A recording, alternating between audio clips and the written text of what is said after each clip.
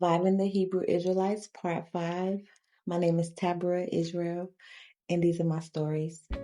So, I ended up in my second poly relationship. Now, I was in Texas, stranded, and I didn't have a phone. Everything that I owned was in the truck. So, I finally get a phone from the guy that stole my truck.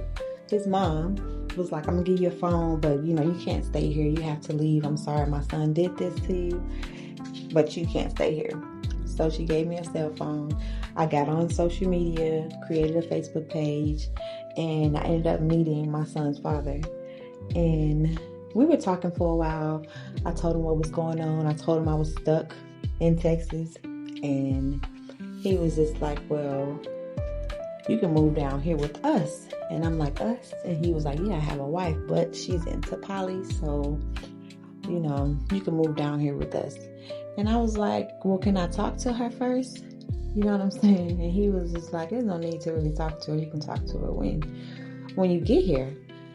So, man, I get my daughters together. I'm like, listen, we're going to go to Florida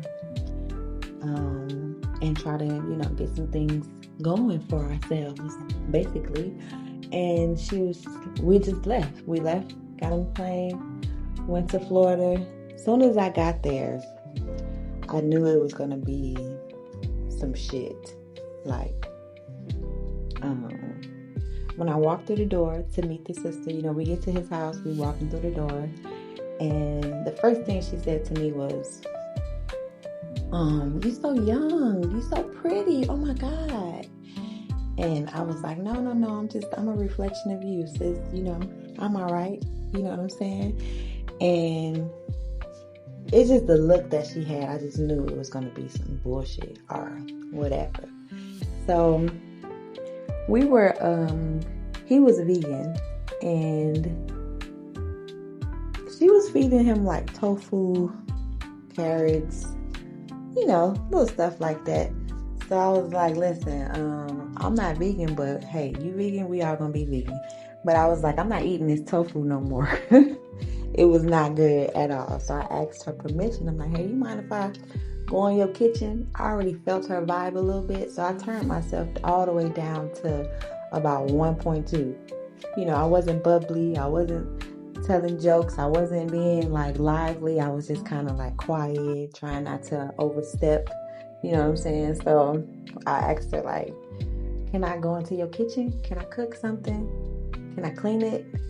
So funny now that I'm cleaning shit. But anyway, go in the kitchen. It's roach infested. And roaches are just not something that I can deal with at all. So I'm like, do you mind if I clean up? And she was like, go ahead, sis, knock yourself out. I've been meaning to do it for a long time. So, man, I threw the microwave away. I threw everything away, basically. That was like under the cabinets just sitting there. I'm throwing everything out. And I'm bleaching everything, cleaning everything down.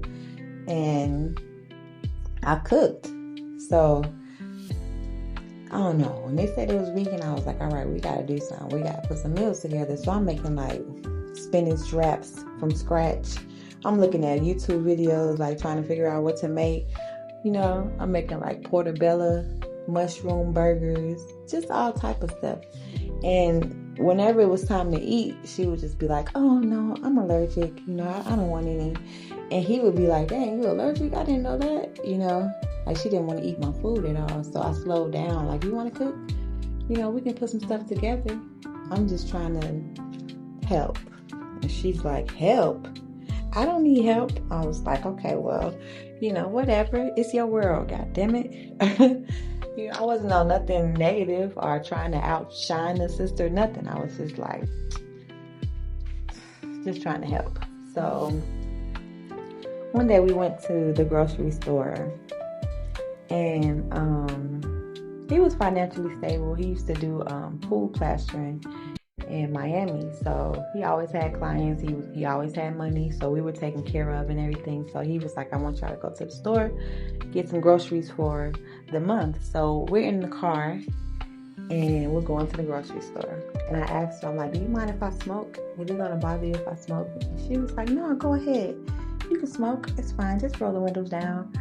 So I'm smoking, And we get to the store, and I was like, I'm just gonna sit in the car. You could just get this stuff. It wasn't a big list. You know what I'm saying? So she gets back in the car. We get home. As soon as we walk in the door, I put the groceries down that I had, and she collapsed on the kitchen floor. And I was like, oh my God, sis, you okay? I'm like, what's wrong? It's hot. We in Miami. I'm like, oh my goodness, maybe she's hot. Maybe she's dehydrated. So I call Quana. I'm like, Quana, something's wrong with your wife. He comes out and he was like, what did you do? And I was like, nothing. We went to the store. We just came back in. She was fine. And now she's on the floor. So we called the ambulance. They got an oxygen tank on her. They were saying maybe she's dehydrated, but everything seems fine. And so she took the oxygen mask off, and she was just like, she started coughing. She was like, it was Tapper. She was smoking in the car, and I have asthma and bronchitis. I was like, what? Oh my God. So Quana was mad at me. He was like, why would you smoke around her? I was like, bro, I didn't have no idea that she had asthma and bronchitis. I wouldn't have smoked at all. I wouldn't have been around her at all smoking. You know what I'm saying? So then I just realized she didn't want me there. She did not want me there. So things just kept happening. Like, she would throw all the dishes away. And I'm like, why did you throw all the dishes away? She's like, oh, I just need some new dishes, So I'm like, okay, now we eating off paper plates, I guess. She was just doing little things like that. And so one day I was just like, listen, you can talk to me. I'm an understanding woman. What is it? What's wrong? And she was like, have you been intimate with him yet? And I was like, no, I haven't. And she was like, why? And I was like, we just haven't. He was working, whatever. We just haven't been intimate. So, man, it was like, as soon as we became intimate, she just lost it. And I understand shit. I mean, I'm not sharing my husband, but she lost it. And she brought some scriptures to me and him, and she was like reading, I forgot where it's at, but it said something like the bishop of one wife.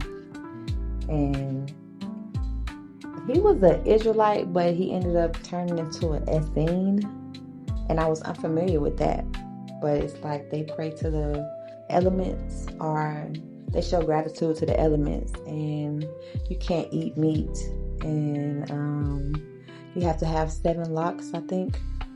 So she brought the scripture up, and she was just saying, you're not supposed to be having multiple wives. It's not a law, and it's not righteous. And I was just sitting there like, hey, okay, you know what I'm saying? Now what? So, it was his house. He was just like, I take care of y'all. I pay the bills in here, and whatever I say goes, and that's it. He wasn't mean about it or aggressive. He was just like, you can leave if you want to. But then he told her, I'm your husband. You can't go anywhere. You can't remarry, So she was really just hurt. She was crying a lot. And I did feel for her, so I tried to downplay my relationship with him. I kind of just, whenever she was around, I would just stay away from her, so she wouldn't feel jealous or uncomfortable. And then one day I came in, and she was packing up her stuff, and I was like, what you about to do? And she was like, oh, I'm just gonna go to the laundromat. And I was like, we got a washing machine right here. She said, yeah, but I just want to wash everything, and it'd be faster if I go to the laundromat. And I was like, sis, don't leave me here with this man. I joined this poly relationship to have a sisterhood and to do something like that, not to be left with this man. I'm like, please, I don't know him that well. You know what I'm saying? Just don't leave me here with him. And I used to have this thing, and I believe it's because my mother left when I was younger. I had this fear of being left or being abandoned. It was real heavy on me too. So I'm just like, my anxiety is through the roof as I'm watching her take her stuff to the car. And I'm like, are you coming back? Please come back. Are you coming back? And she was gone. She had a letter that I found, in the drawer, and she was just like, you broke up my family, you destroyed my dream. And I was just like, damn, you know what I'm saying? Had she told me when I first saw her, like, this is not what I want, and I don't want you to be here, I would have moved around it, you know what I'm saying? So here I am with this man by myself. And I mean, he wasn't a bad guy. I joined the relationship to be in a poly relationship, so he was just kind of, he wasn't emotional. Like, he would work all day, come home, take a shower, eat, go play the game. It wasn't like a, how you doing? Or, he didn't know anything about me. He just knew my name, and he knew I had 2 daughters. So he didn't like spend time with us. He was providing, and then that was it. So I ended up getting back on social media because when I'm in a relationship, I just feel like social media is not good. So I got on social media, and I started seeing this brother who had 5 wives. And I was like, oh my God, look at these sisters. I started following them, and then they started a prayer hotline and prayer meeting. So I joined it. And then I started talking to their husband. And I'm like, wow, y'all look like y'all got everything together. Your wives look great, whatever. And I went through my phone, and he was like, you talking to this man behind my back, and I'm taking care of you? I was outside smoking one day, and I just see him, well, not one day, that same night, I see him taking my stuff out the house. And I was like, what you doing? And he was like, you got to go. You're not going to disrespect me like that. And you talking to this brother who I don't like? And I was just like, I didn't know y'all didn't like each other. I was unaware. So he put me out. And I reached out to the brother and his wives. And I'm like, I don't know what I'm going to do. At that time we did a lot of, I think it was Bible study. So they were familiar with me, And he was like, well, you can come up here with us. Come up here to Memphis with us. And y'all, that was one of the worst decisions that I made. And that was my last time ever dealing with a Hebrew Israelite man. Like, the stuff that I experienced with them, it was the worst. Like, I had experienced all of this stuff, and I experienced all of these things that I'm sharing before I reached the age of 25. Like, all of this stuff happened to me when I was young. But, man, he drove from Memphis to Florida and got me and my daughters. And it was the worst shit that I ever experienced. I actually left that house running down the street, literally, with no shoes on, with both of my daughters in my hands, running. This cleaning service was provided by Healing Hands Cleaning, where we offer free cleaning support for women and single mothers suffering from depression, alcohol, or drug recovery, and women with special needs children. Thank you for watching.